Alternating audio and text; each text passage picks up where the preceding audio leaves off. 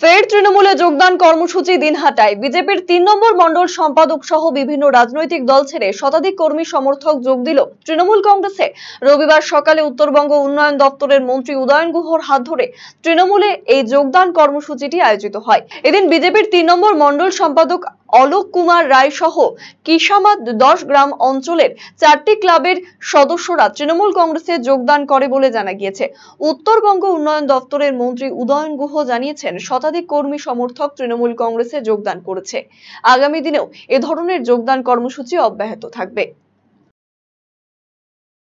কারণ আমি দীর্ঘদিন থেকে বিজেপিতে রাজনীতি করেছি, কারণ আমি বিজেপি থেকে বুঝলাম যে জনতার স্বার্থে, জনতার উন্নয়নের স্বার্থে যদি আমাকে কাজ করতে হয়, আমাকে টিএমসিতে এই হিসেবে টিএমসিতে যোগদান করা।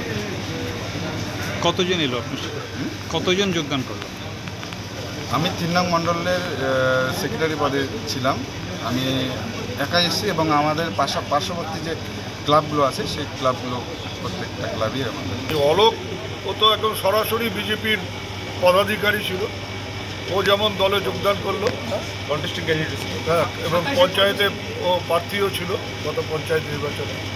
ও যেমন দলে যোগদান করলো, তেমনি ওখানে একটা ক্লাব সংস্কৃতি আছে কিষামাদ ১০ গ্রামে, এবং ক্লাবগুলো নানা রকম অ্যাক্টিভিটিসের সাথে যুক্ত। তারা যেমন পুজো পার্বণ করে, পাশাপাশি সমাজ নানা রকম ক্রিয়াকলাপের সাথেও এরা যুক্ত, খেলাধুলোর সাথেও যুক্ত।